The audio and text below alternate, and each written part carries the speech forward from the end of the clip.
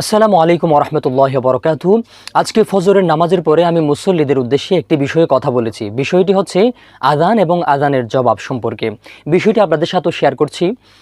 আসলে প্রত্যেক ধর্মেরই ইবাদতের যখন সময় হয় তাদের, তখন একটি শব্দ করা হয়, আগুন জ্বালানো হয় বা সিংহায় ফু দেওয়া হয়। অনেকভাবেই তারা ইবাদতের সময়কে নির্ধারণ করে বা তারা ইবাদতের জন্য মানুষদেরকে ডাকে। কিন্তু ইসলাম যেটা শিখিয়েছে সেটা শুধু ডাকা নয়, এর মধ্যে একটা মর্মার্থ আছে। আযান মানে হচ্ছে ডাকা, আহ্বান করা। কিন্তু এই আহ্বানের ধ্বনিগুলো, বাক্যগুলোর মধ্যে কী যে মর্মার্থ আছে সেটা যখন আমরা অর্থগুলো বুঝবো তখন বুঝতে পারবো ইনশাআল্লাহ। প্রথম বাক্য আযানের আল্লাহু আকবার, আল্লাহু আকবার, আল্লাহ মহান, আল্লাহ বড়, আল্লাহর বড়ত্ব আমরা ঘোষণা দিচ্ছি এখানে।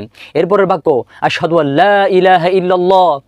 এরপরে হচ্ছে তাওহীদের স্বীকৃতি, যে আমি সাক্ষ্য দিচ্ছি যে আল্লাহ ছাড়া কোনো ইলাহ নাই, আল্লাহ ছাড়া ইবাদতের কোনো উপযুক্ত কেউ নাই। তারপর আমরা স্বীকৃতি দিচ্ছি আশহাদু আন্না মুহাম্মাদুর রাসূলুল্লাহ, আমি সাক্ষ্য দিচ্ছি যে মুহাম্মদ সাল্লাল্লাহু আলাইহি ওয়াসাল্লাম আল্লাহর রাসূল।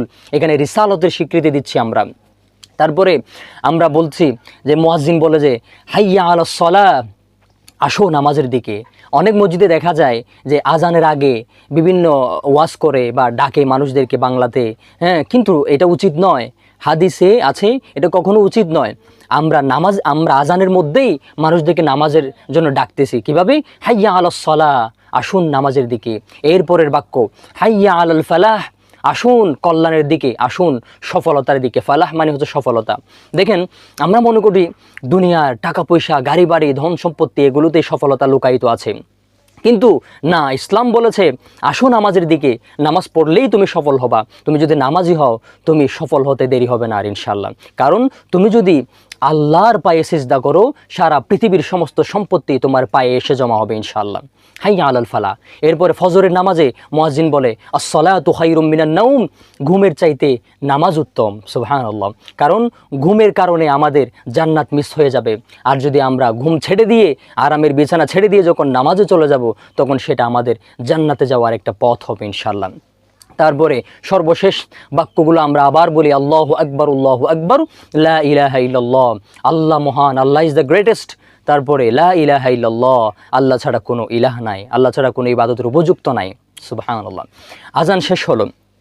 এখন আজান যখন দেয়, অনেকে দেখা যায় টিভি সিনেমার দোকানে গল্পগুজব করছে, দোকানে বসে বসে আড্ডা দিচ্ছে।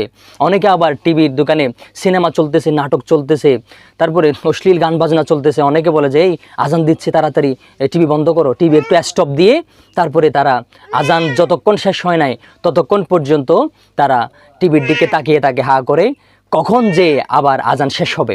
কিন্তু আমরা আসলে আল্লাহকে ভয় করে এই টিভি বন্ধ করি না। আমরা জাস্ট মানুষকে ভয় করি যে মানুষ কিছু বলবে, যে আজান দিচ্ছে টিভি চালাচ্ছ কেন, সিনেমা চালাচ্ছ কেন, মানুষের ভয়ে আমরা স্টপ করি। কিন্তু এই যে সিনেমাতে স্টপ করে বসে থাকলাম, তখন কিন্তু আমরা আজানের জবাব দিই না। কিন্তু রাসূল করিম সাল্লাল্লাহু আলাইহি ওয়াসাল্লাম আমাদেরকে শিখিয়ে দিয়েছেন আজান যখন হবে প্রত্যেকটি বাক্য যেভাবে মুয়াজ্জিন বলবে হুবহু সেই বাক্যগুলো আমরা রিপিট করব। যেমন মুয়াজ্জিন যখন বলবে আল্লাহু আকবার, আল্লাহু আকবার, তখন আমরাও বলবো আল্লাহু আকবার, আল্লাহু আকবার। মুয়াজ্জিন যখন বলবে আশহাদু আল্লা ইলাহা ইল্লাল্লাহ, আমরাও বলবো আশহাদু আল্লা ইলাহা ইল্লাল্লাহ। অনেকেই আশহাদু আন্না মুহাম্মাদুর রাসূলুল্লাহ এখানে সাল্লাল্লাহু আলাইহি ওয়াসাল্লাম বলে, কিন্তু এটা উচিত নয়। হাদিসে যেভাবে আছে ওভাবে বলবো আমরা। হাদিসে বলা হয়েছে মুয়াজ্জিন আশহাদু আন্না মুহাম্মাদুর রাসূলুল্লাহ বলেছেন, আমরাও বলবো আশহাদু আন্না মুহাম্মাদুর রাসূলুল্লাহ, এভাবেই আজানের জবাব দেব। কিন্তু হাইয়া আলাস সালাহ এবং হাইয়া আলাল ফালাহ, এই দুই বাক্যের মধ্যে রাসূল সাল্লাল্লাহু আলাইহি ওয়াসাল্লাম শিখিয়ে দিয়েছেন যে লা হাওলা ওয়ালা কুওয়াতা ইল্লা বিল্লাহ বলার জন্য। হাইয়া আলাস সালাহ বললেও লা হাওলা ওয়ালা কুওয়াতা ইল্লা বিল্লাহ, হাইয়া আলাল ফালাহ বললেও লা হাওলা ওয়ালা কুওয়াতা ইল্লা বিল্লাহ বলতে হবে। তো আজানের জবাব আমরা দেব গুরুত্বের সাথে, অর্থগুলো বুঝে বুঝে, ইয়াকিনের সাথে, মুহাব্বতের সাথে যদি আমরা দিই, রাসূল সাল্লাল্লাহু আলাইহি ওয়াসাল্লামের হাদিস থেকে আমরা জানতে পারি তাকে আল্লাহ তাআলা ক্ষমা করে দিবেন, তার জন্য জান্নাত বরাদ্দ থাকবে ইনশাআল্লাহ। সুতরাং এটা জান্নাতে যাওয়ার একটা মাধ্যম এবং গুনাহ মাফের একটা উপায় হয়ে দাঁড়াবে ইনশাআল্লাহ। তো আমরা আজ থেকে যেখানে থাকি না কেন পবিত্র অবস্থায় আমরা আজানের জবাব দিব ইনশাআল্লাহ। কারণ আজানের জবাব দিলে কি হয়, আজানের জবাব দুইভাবে দেয়া যায়, একটা মৌখিক জবাব আর একটা হচ্ছে কার্যত জবাব। যে মুখে মুখে আমরা জবাব দিলাম, ঘরে বসে থাকলাম, এটাও একটা জবাব।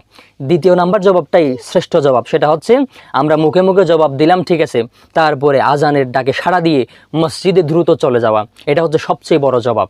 এজন্য আমরা মুখে জবাব দিলে হবে না, আমাদেরকে কাজকর্মে বাস্তবায়ন করতে হবে। আজানের সাথে সাথেই মসজিদে চলে যেতে হবে। আর মসজিদের সাথে যার কলবটা তাআল্লুক থাকবে, আল্লাহ রাসূল সাল্লাল্লাহু আলাইহি ওয়াসাল্লাম বলেছেন হাদিসে, তাকে আল্লাহ তাআলা আরশের নিচে ছায়া দিবেন। সুবহানাল্লাহ, কলবুহু মুআল্লাকুন বিল মাসাজিদ। সেজন্য আমরা দোকানপাটে যখন বসি তখন আমরা যে অবস্থায় থাকি না কেন আজানের জবাব দেওয়ার চেষ্টা করব, কারণ এর মাধ্যমেই আমাদের নামাজের প্রতি, নামাজের সময়ের প্রতি, আজানের প্রতি একটা টান থাকবে বা খেয়াল থাকবে, মনোযোগ থাকবে। অনেকেই বলে যে কি আজান দিয়ে দিছে, জোহরের আজান দিয়ে দিছে, আসর আজান দিয়ে দিছে, এভাবে অনেকে জিজ্ঞেস করে।